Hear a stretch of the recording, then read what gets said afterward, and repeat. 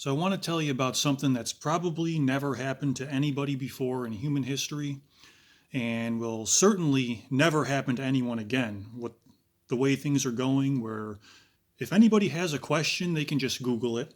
Just take their phone out and Google it, find articles, video tutorials, chat rooms, whatever. So, what did people do to gather information before this time that we have now, where you can just Google anything? You don't even need to have discussions anymore. You don't need to call anybody to ask if they know. But what did authors specifically do when they were researching a story? The ones I read made it sound so easy back in the day. Stephen King from a Buick 8. Yeah, I spent a couple days with the state troopers and they let me know all the secrets. And that's how I did my research for From a Buick 8. Wow, that sounds easy. You just go into a state trooper's office and set up that kind of deal, and it's okay with everyone there. Robert McCammon to research They Thirst, spent a couple days in Los Angeles. Chet Williamson was researching a story about cannibalism, so yeah, I just asked all my questions about cannibalism and gave them to my local librarian, and she was a little unsettled by it, but very helpful. Harlan Ellison joined a street gang, allegedly, to research a story. And they all make it sound like there's no conflict of interest whatsoever, nothing awkward about it. And I just have 1,000 questions every time I see something like that. How they made that work? Well, I couldn't Google the answer to that, how they made it work, and they were only giving me the bare bones situation and not any of the details of how they made it work. But I figured I was going to have to dip my toes into this same method of information gathering for my story. Specifically, back before the Google times, I had a very emotional part in a story that I had to find out of respect to the people it's really happened to, if it was realistic or not. Where a person was on their deathbed, could they have, as they're dying of cancer, could they have a strong surge of strength right before they died? And I've known people who have died, but that specific thing has never happened. And if it had happened to someone, I didn't want them to come across my story and feel like I had misrepresented what had really happened to them in any way. And I wanted it to be real and be perfect, perfectly representative of anyone that has really happened to. I wanted to tell their story accurately. But you could read thousands of hours of medical books and never come across a specific situation like that. So, how can you figure it out? Well, I was going to college at the time. Even though I hadn't taken a single medical course and never was going to, I had never been in the medical department. So, for weeks, I was thinking maybe I should go up there and find someone I can ask. These other authors make it sound so easy. They just go somewhere where the professionals are and they ask their questions to research their book. I was socially awkward as it is without forcing myself into these unnatural situations. But how else am I going to get this information? So, after weeks of pondering, I finally just gathered up the courage and, probably with an unnatural, awkward gait of nervousness, made my way over to the medical department. And this was late in the afternoon when a lot of the professors who worked there were probably, it was empty when I got there, so they were either gone or packing up to leave. So I came to the first open door with someone in there that I found and simply said, "Hi, is it possible for someone dying of cancer to have a strong surge of strength before they die?" Now imagine you're getting ready to go and these are the first words that another human being has ever spoken to you. She was very nice about it, the first one. She said, "Oh, I think you can ask so-and-so at the office down at the other end of the hall." This was a square hallway in this department at the corner of the building. And I think she closed the door behind her after I walked away. I said, "Thanks." And then I walked down the hallway. It was very quiet. So this other person at the other end of the hallway probably heard that whole exchange and was prepared for it. So I didn't really feel the need to add any more to the story because I figured this person had already heard it. The door was slightly ajar, so I kind of just pushed it open a little more and saw the person in there. She looked like she was going through things and felt as unnatural and awkward as this probably sounds and really is in the real world. But how else do these other authors do it? How do they do it? I got to do it. I don't have any tutorials to watch, no articles to read about it. So I pushed the door open and said, "Hi, is it possible for someone to have a strong surge of strength before they die of cancer?" Now, she wasn't quite as nice as the first woman. She walked over to me. I was kind of standing in the doorway. I was ajar the way I am to the recorder right now, trying not to put too much pressure on her because I knew this was unnatural. But again, how do you do it? How do you gather specific details like this? I didn't know anybody who had known anybody who had been through this and had never come across a situation like it in a story. And I wanted mine to be realistic and accurate. So I was kind of standing in the doorway, but sideways, so as not to put too much body language pressure on her. And she came over to me and said, "Why don't you ask a doctor?" and closed the door on my foot. And I backed away. And I don't know that anybody else was there still to ask, but I wasn't going to try and I wasn't going to look because I was humiliated enough and pretty much had to tuck my tail between my legs and walk away with no information and just a painful memory of how this had all turned out and the lingering question of how these professional authors gather their facts. None of them are talking about situations like this. None of them are saying that these kind of awkward situations happen to them.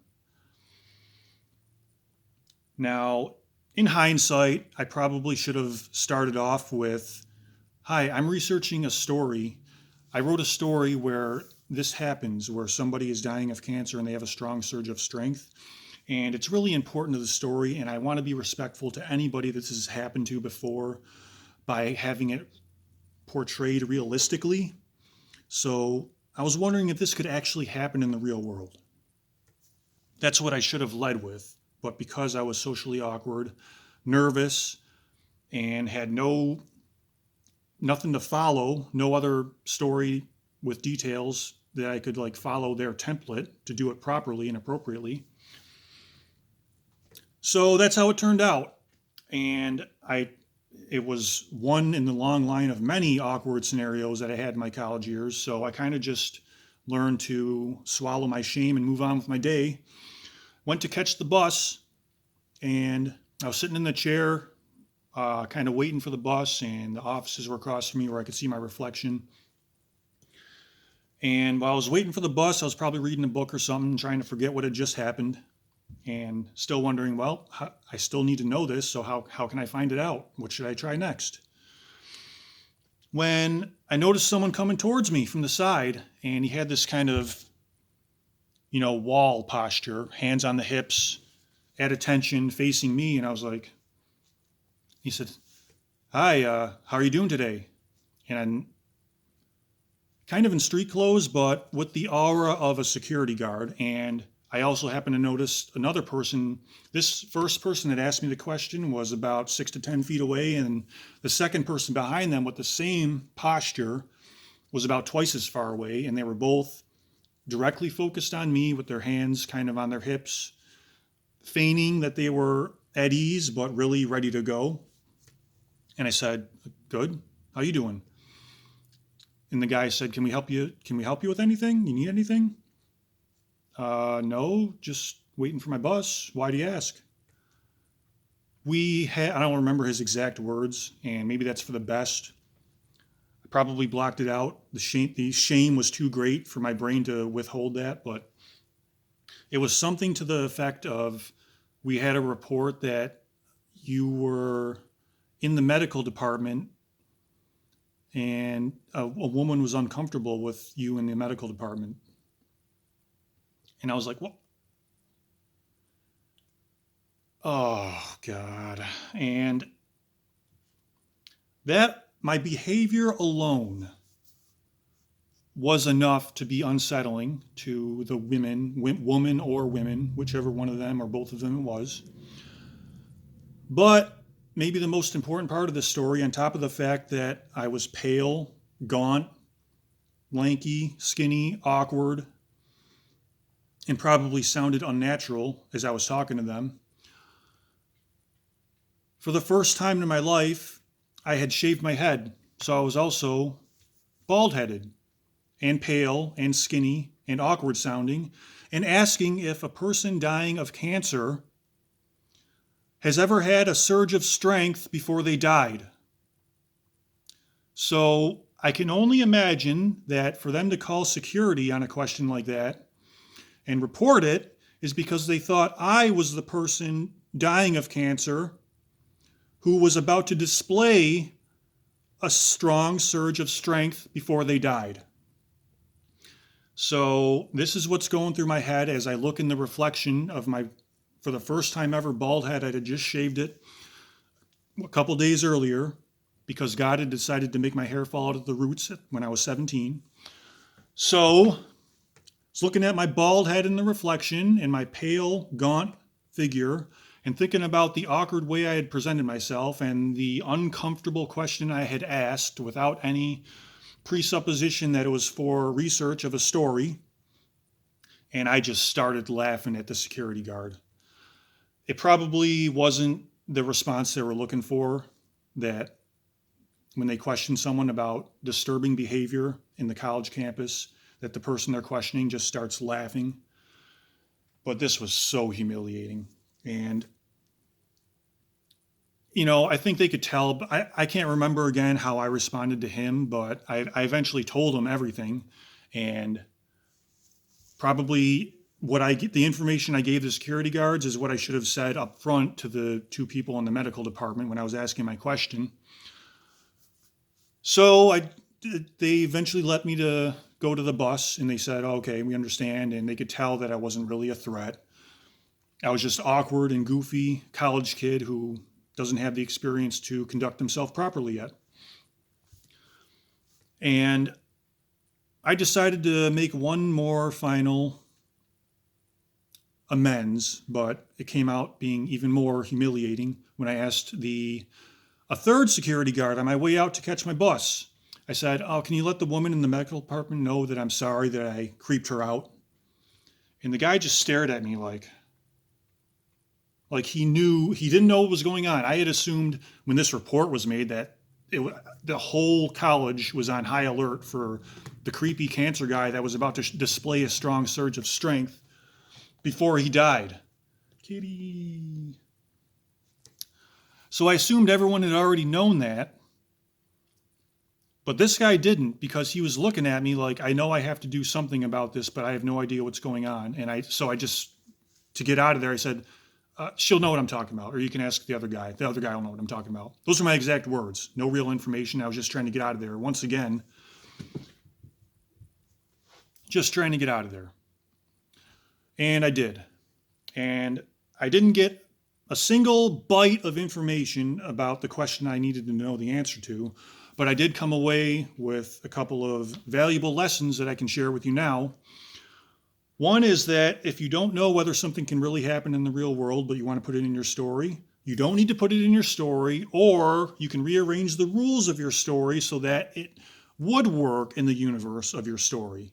You don't need to impose yourself into unnatural situations and awkwardly humiliate yourself by asking questions without the proper framework. You can just make it work within the universe of your story or leave it out entirely. So that's probably never going to happen again. Definitely not with me, because I'm going to join the technological advances and just Google it from now on. And yep,